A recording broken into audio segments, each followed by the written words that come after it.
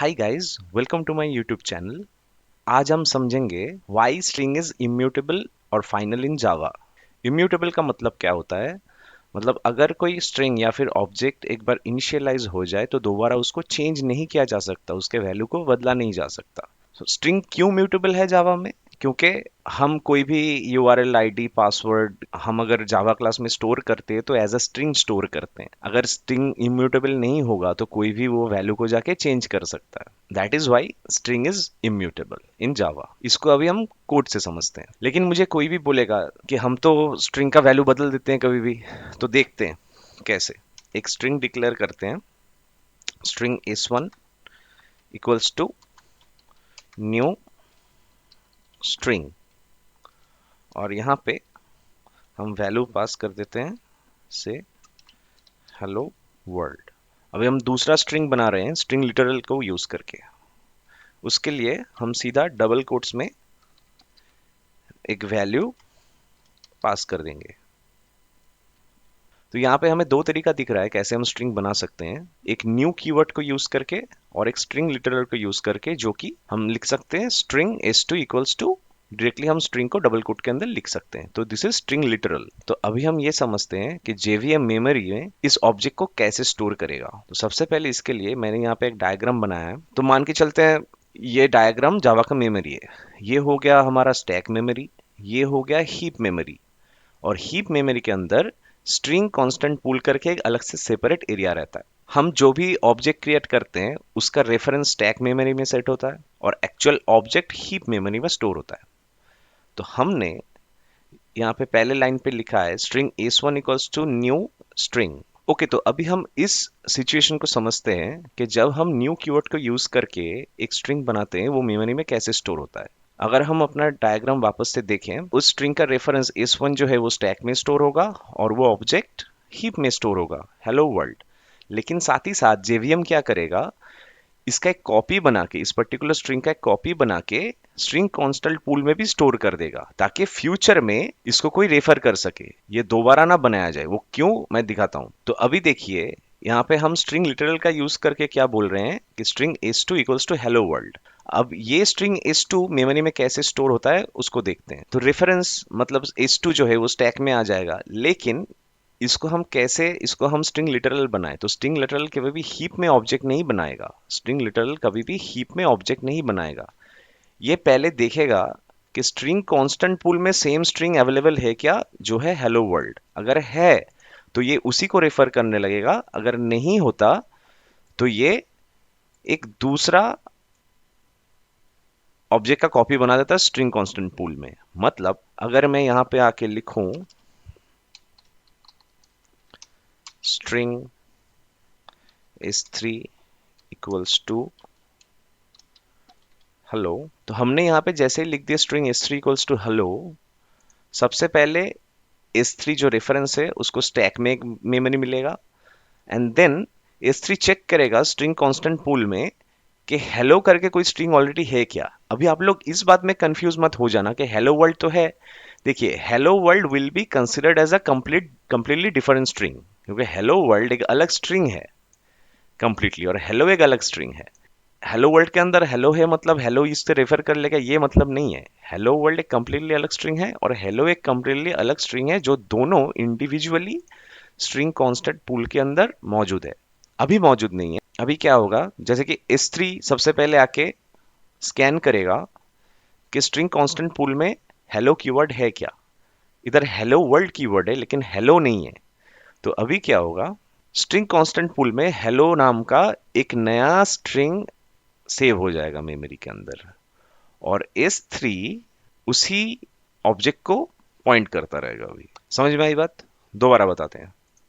हम जैसे ही कोई न्यू कीवर्ड को यूज करके कोई भी स्ट्रिंग बनाएंगे, उसका दो ऑब्जेक्ट बनेगा। सबसे पहला हीप के अंदर, और दूसरा उसका एक ऑब्जेक्ट स्ट्रिंग कांस्टेंट पूल में बनेगा। लेकिन बनने से पहले जेवीएम जरूर चेक करेगा कि वो स्ट्रिंग ऑलरेडी अवेलेबल है क्या। लेकिन यहाँ पे जो अवेलेबल नहीं था, क्योंकि हमने सबसे पहले स्ट्रिंग वन को s1 को बनाया, तो हेलो वर्ल्ड तो था नहीं कांस्टेंट पूल के अंदर।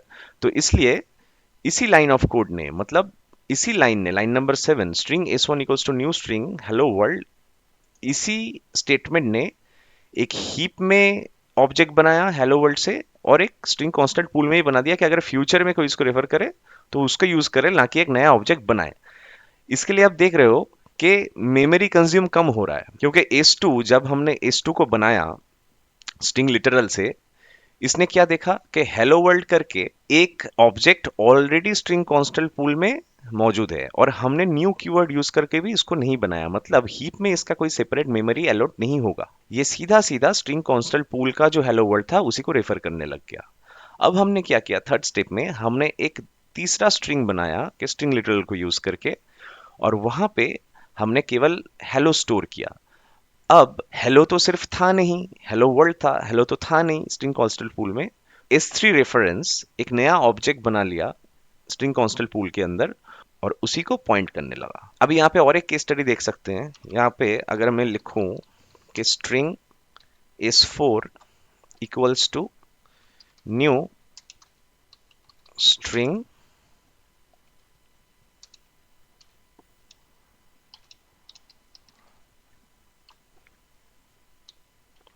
हेलो, तो अभी गाइज आप यहाँ पे ट्राई करो ये समझने का कि ये जो हेलो ऑब्जेक्ट है ये इसको कहाँ पे मेमोरी मिलेगा।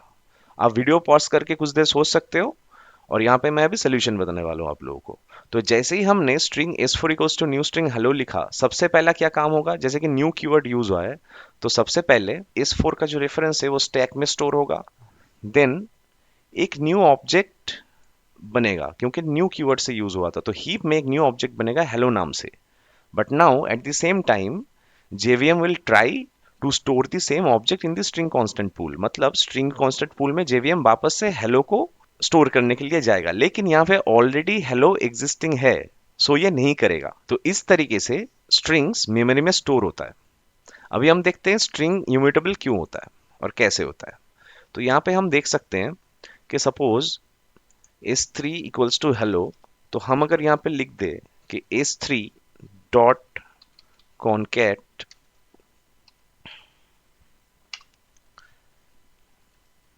सपोज वर्ल्ड,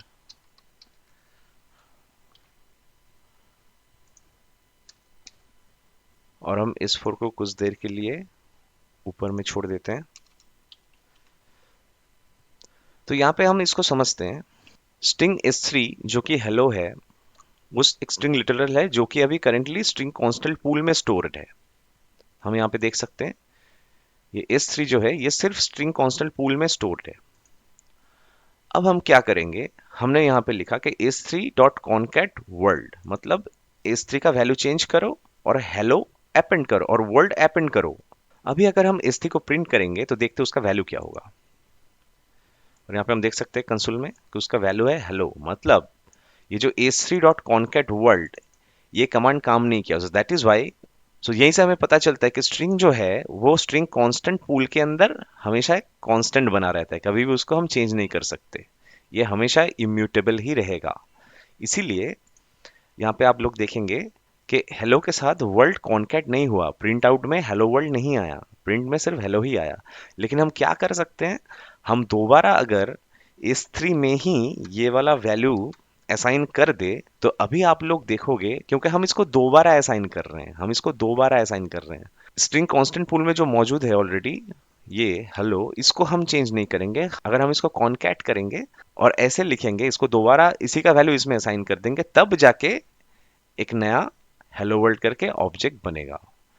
अगर मैं यहाँ पे अभी प्रिंट करूँ तो यहाँ पे आपको दिख रहा है हेलो वर्ल्ड। तो अभी अगर हम इस डायग्राम को देखेंगे तो राइट नाउ S3 का वैल्यू चेंज होके हेलो वर्ल्ड हो गया है। मतलब तो अभी हम इस सिचुएशन को देख, जैसे ही हमने S3 का वैल्यू दोबारा असाइन कर दिया और यहाँ पे हम देख रहे हैं कि S3 का वैल्यू चेंज हो चुका है, इसका मतलब क्या हुआ कि स्ट्रिंग कांस्टेंट पूल में हेलो वर्ल्ड करके एक नया स्ट्रिंग लिटरल बन चुका है, एक नया स्ट्रिंग कांस्टेंट बन चुका है।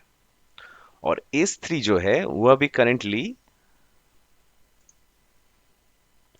इसको पॉइंट करेगा कि हेलो वर्ल्ड करके यहाँ पे जो प्रिंट आउट हमें दिख रहा है इसी नाम का एक स्ट्रिंग लिटरल अभी स्ट्रिंग कांस्टेंट पूल में बन चुका है। और S3 अभी हेलो को छोड़ के, पुराने ऑब्जेक्ट को छोड़ के, यह नया ऑब्जेक्ट को पॉइंट करने लगा। लेकिन ये पुराना ऑब्जेक्ट इटसेल्फ चेंज नहीं हुआ है, अभी भी है, ताकि अगर इसको कोई दूसरा ऑब्जेक्ट यूज कर रहा हो तो उसके लिए ये ना बदले। इसके लिए स्ट्रिंग इम्यूटेबल है। अगर हम इसको बदल देते, अगर हम इसी को बदल देते, तो अगर इस पर्टिकुलर स्ट्रिंग को कोई और रेफरेंस यूज कर रहा होता तो उसके लिए भी वैल्यू चेंज हो जाता। तो इसीलिए हमें हमेशा स्ट्रिंग को इम्यूटेबल रखना है जावा में। और क्यों? क्योंकि हम यूजर आईडी, पासवर्ड, ऐसे इंपॉर्टेंट चीजें जावा में एज अ स्ट्रिंग स्टोर करते हैं, और काफी सारे क्लासेस उस पर्टिकुलर यूजर आईडी पासवर्ड का यूज करेगा, सपोज डेटाबेस में कनेक्ट करने के लिए। अगर स्ट्रिंग इम्यूटेबल नहीं होता, अगर स्ट्रिंग म्यूटेबल होता, तो कोई भी जाके उस स्ट्रिंग वैल्यूज को चेंज कर सकता था, यूजर आईडी पासवर्ड को चेंज कर सकता था, और लॉगिन फेल होता। इसके लिए हमेशा स्ट्रिंग को इम्यूटेबल बनाया गया है जावा के अंदर। सो आई होप गाइज आपको ये वीडियो अच्छा लगा होगा। ये मेरा बिल्कुल नया यूट्यूब चैनल है। मैंने सबसे पहला वीडियो बंगाली में बनाया, फिर मैंने 2 वीडियो इंग्लिश में बनाया, अभी मैंने फोर्थ वीडियो हिंदी में बनाया। मैं देखने वालों के सबसे ज़्यादा रिस्पांस कौन से लैंग्वेज में आने वाला है, और उसी लैंग्वेज में मैं मेरा आगे का यूट्यूब जर्नी कंटिन्यू करने वाला हूँ। सो गाइज प्लीज़ कमेंट में ज़रूर बताना कि आपको कौन सा लैंग्वेज में पसंद है। डेफिनेटली अगर आप चाहते हो कि इन तीनों लैंग्वेज में से अगर मैं कोई भी पर्टिकुलर लैंग्वेज में कोई पर्टिकुलर टॉपिक में वीडियो बनाऊं, तो वो भी आप कोई भी कमेंट में यूज कर सकते हो, कोई भी कमेंट में डाल सकते हो, मैं ज़रूर बना दूंगा। और जैसे कि ये मेरा बिल्कुल नया चैनल है, आप लोग प्लीज़ मेरे चैनल को सब्सक्राइब कर दो, और वीडियो अगर अच्छा लगे तो इसको लाइक कर दो। और कुछ भी गलतियां हो रहे, कुछ भी एक्सप्लेनेशन ज़्यादा चाहिए, तो आप ज़रूर मेंशन करना कमेंट में। मैं हमेशा कोशिश करूंगा कि मैं आप लोगों के लिए और बढ़िया वीडियो बना सकूं। Thank you guys.